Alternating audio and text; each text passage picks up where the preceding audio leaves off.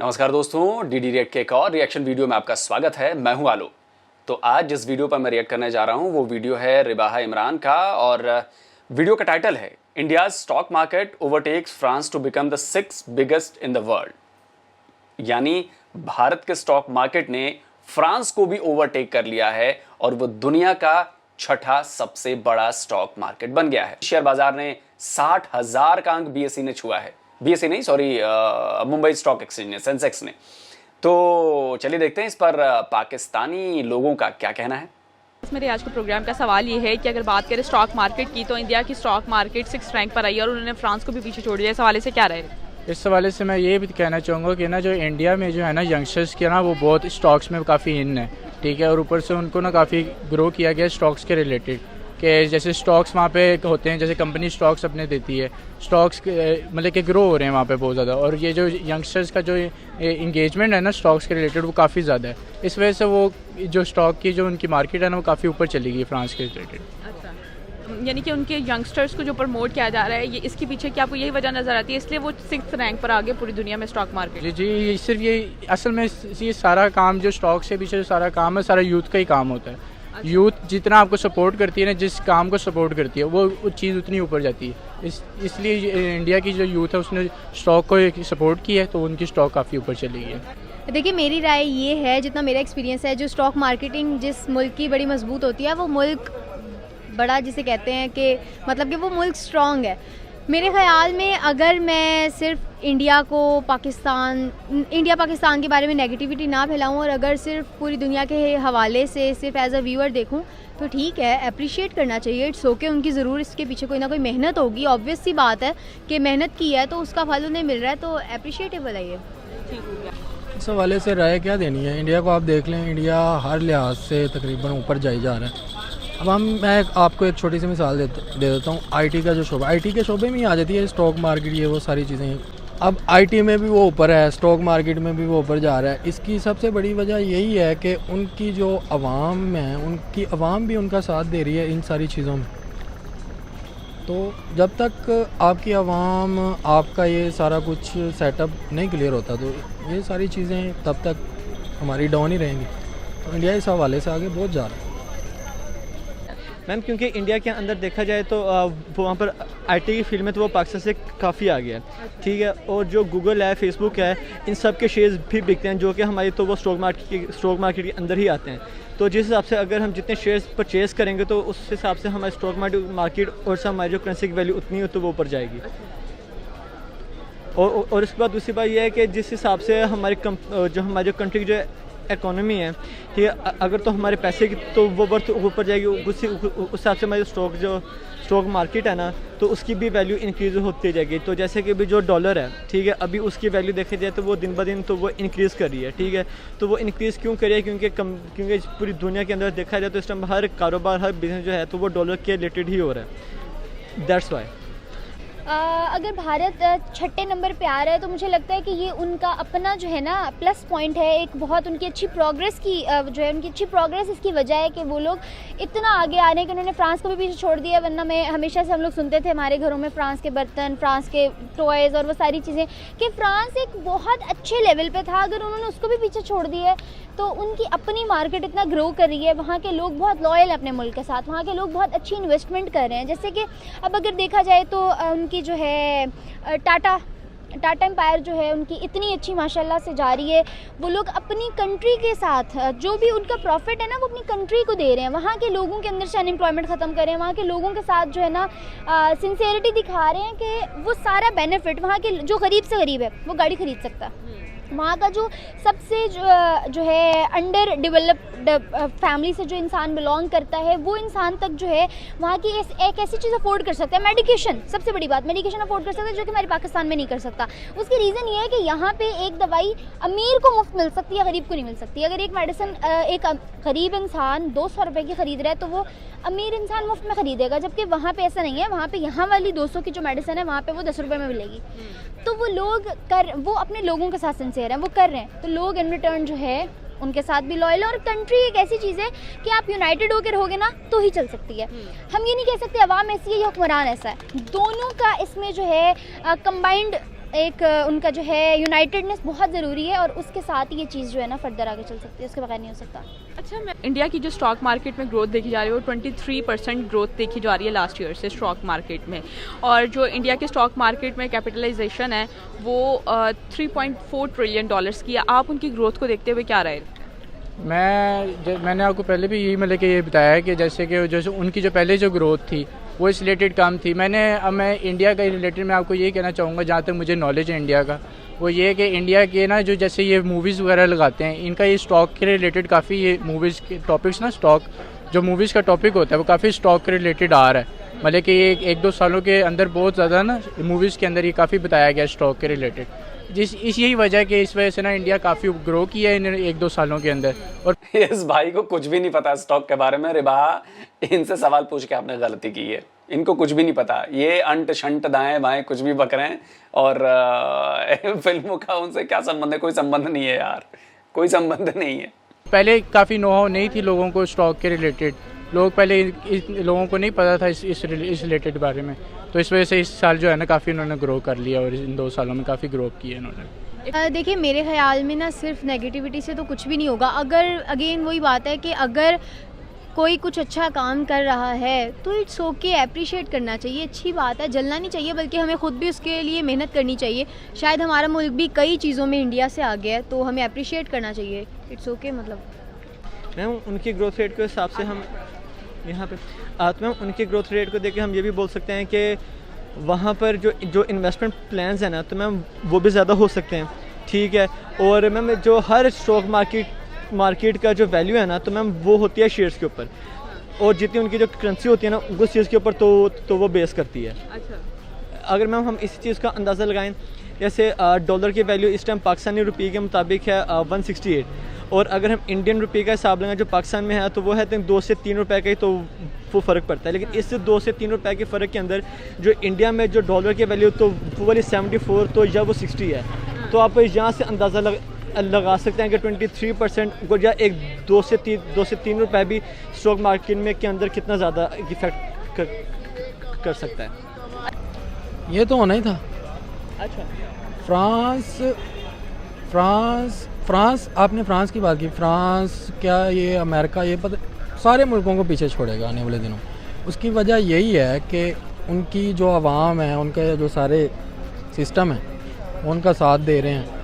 हर बंदा stock exchange में अपनी इन्वेस्टमेंट डाली जा रहा है, सारा कुछ कर रहा है, इसकी यही है यार। उनकी ग्रोथ रेट को वो लोग ग्रो कर सकते हैं, वो इतना क्या, अगर आप 23% बता रहे हो ना, वो 23 क्या, वो 43 भी कर सकते हैं, वो 53, वो 63 भी कर सकते हैं। उसकी रीज़न ये, अगर आप पाकिस्तान का जीडीपी देखें तो इट्स आई गेस 2.36 या 2.63% जीडीपी टोटल है, और उनकी एक कंपनी का जीडीपी हमसे कंपैरेटिवली बहुत ज़्यादा है। और उनकी जो टोटल स्टॉक मार्केट की कैपिटलाइजेशन है वो 3.4 ट्रिलियन डॉलर्स की है, क्या कहोगे? यार वो लोग अपनी कंट्री के ऊपर इन्वेस्ट करते हैं, हम लोग बिजनेस पे पैसा बाहर लगाते हैं, हम अपने मुल्क में नहीं लगाते। अगर यहाँ पे किसके पास पैसा नहीं है? रमीज़ राजा क्या नहीं है उसके पास? इतना पैसा आता है यहाँ लोगों के पास, लेकिन वो इन्वेस्ट विद इन कंट्री नहीं करते, पाकिस्तान में नहीं करते, बाहर जाके करते हैं। लेकिन इंडिया के जो लोग या इंडिया में ऐसे कोई भी प्रोजेक्ट स्टार्ट होता है वो लोग अपनी कंट्री में इन्वेस्ट करते हैं। जब वो लोग अपनी कंट्री में इन्वेस्ट करेंगे तो ऑब्वियसली प्रॉफिट उनकी कंट्री को ही होगा। वो 23% क्या, वो 70+ पे भी जा सकते हैं, बिकॉज दे आर इन्वेस्टिंग, तो उनका राइट बनता है कि उनको प्रॉफिट गेन हो। हमारा अच्छा, महविश आ गया जो थोड़ा सा। महविश देखो, जो इन्वेस्टर है, ठीक है, फॉरेन इन्वेस्टर है, उसके लिए हॉट डेस्टिनेशन जो है वो इंडिया बन चुका है।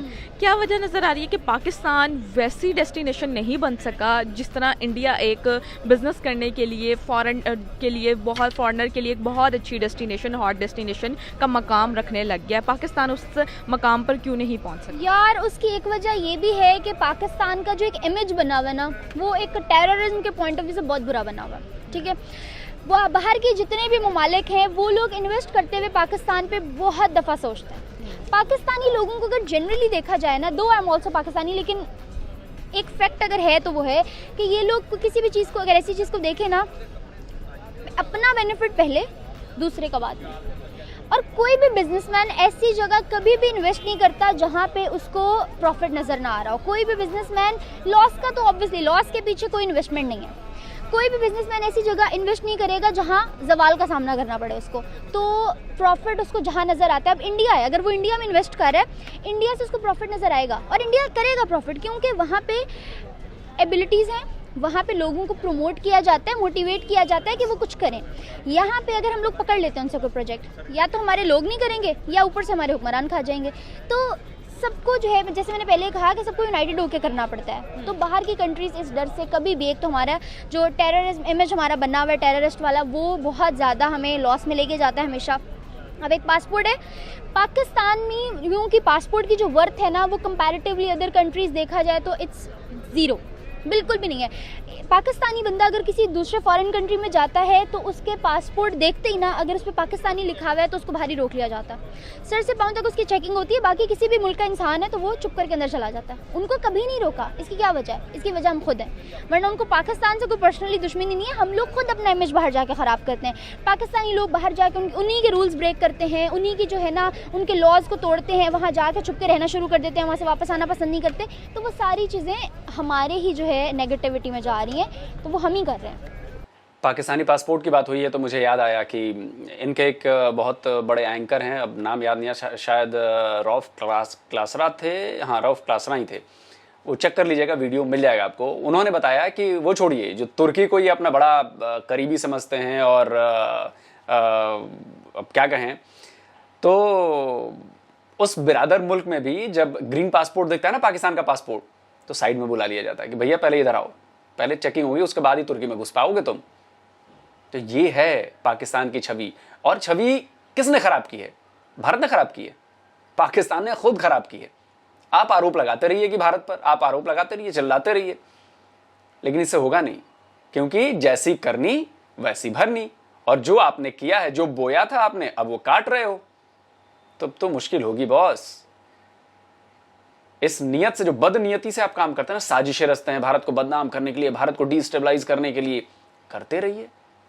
उसी का नतीजा है कि एफएटीएफ में हैं आप, उसी का नतीजा है कि कर्जा लेना पड़ रहा है, उसी का नतीजा है कि आपकी छवि खराब है, उसी का नतीजा है कि आपका पासपोर्ट 2% का नहीं है, उसी का नतीजा है।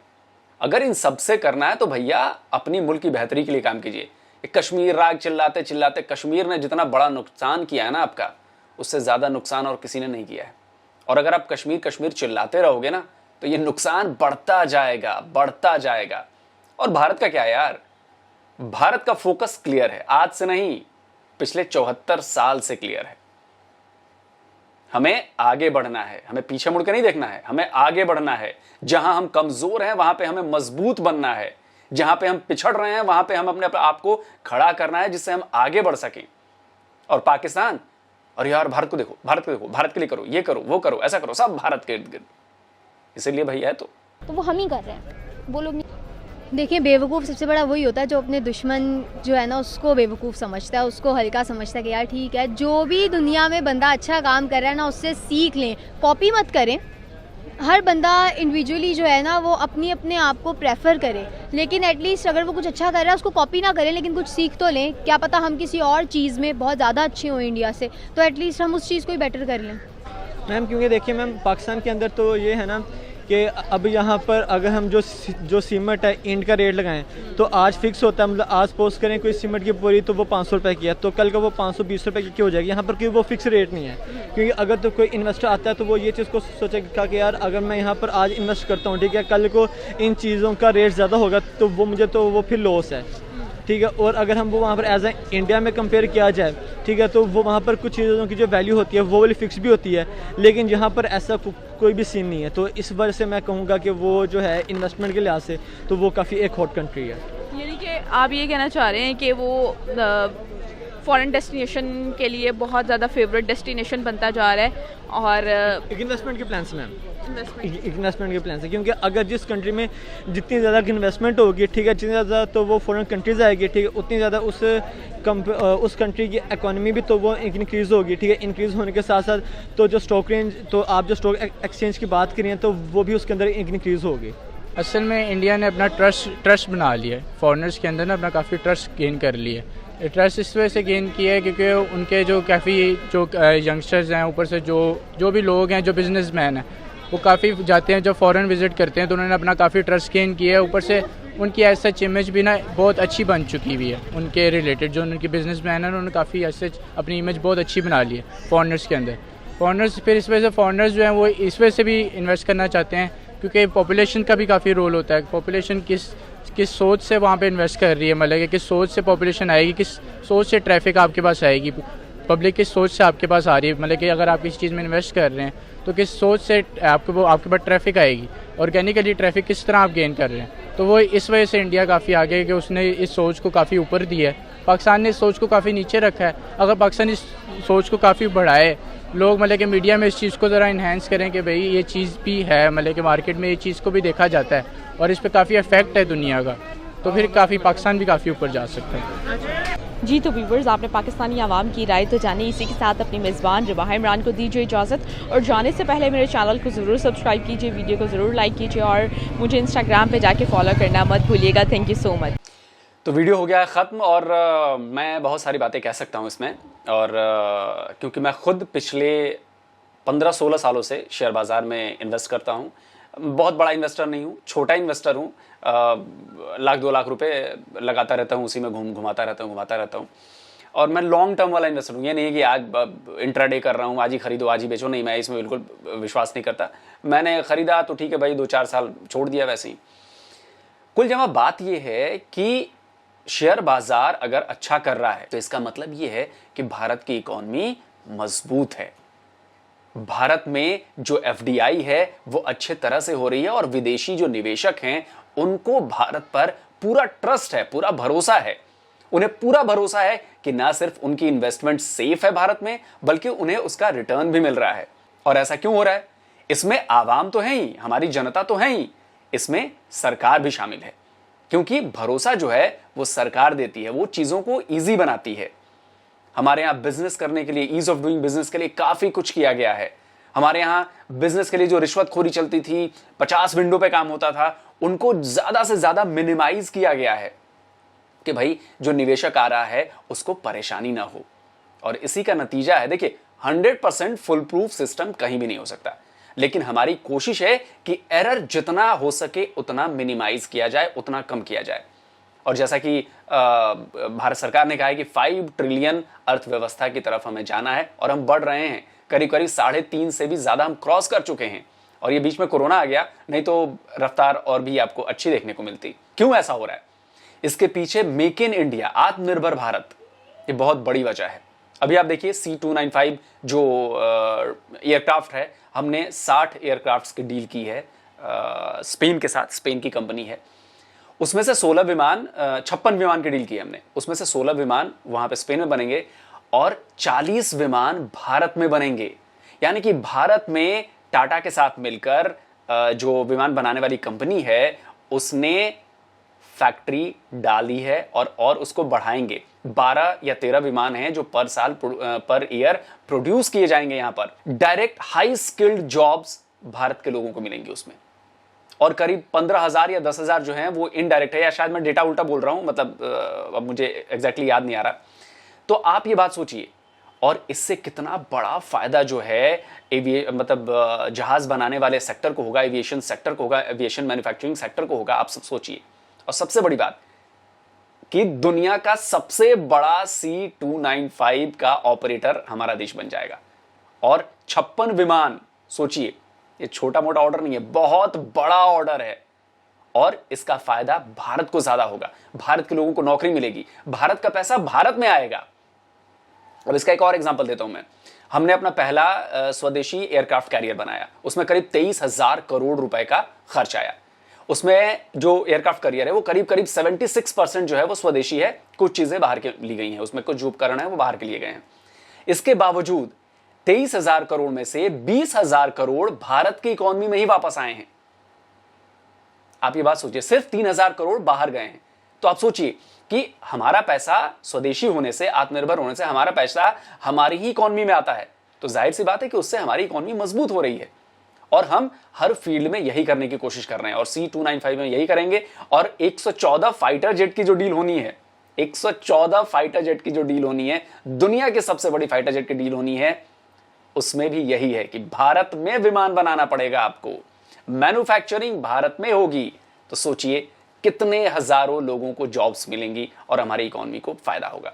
तो ये सारी चीजें जो है ना, पूरी जनता, पूरा देश एकजुट होकर करता है और सरकार का काम है कि उस एकजुटता को रास्ता दे, उनको स्पेस दे, उनको सहूलियतें दे, और वही भारत की सरकार कर रही है और करती आई है और आगे भी करती रहेगी। और पाकिस्तान ऐसा कभी नहीं कर सकता। आप चाहे लाख कर लें, आप कर्जे में डूबते जा रहे हो। खैर, आपका मुल्क है, मुझे लगता है कि वहां के आवाम को ज्यादा समझना चाहिए कि उनको कैसे बेहतर बनाएं, बकौल इससे कि भारत से दुश्मनी करें। भारत आपका दुश्मन नहीं है, आप अपने देश के लिए काम करें, अपने देश की उन्नति के लिए काम करें। हमारा भी सहयोग होगा, हम आपको सहयोग देंगे, जरूर देंगे। तो जल्दी हाजिर होता हूं एक और नए वीडियो के साथ। नमस्कार, जय हिंद।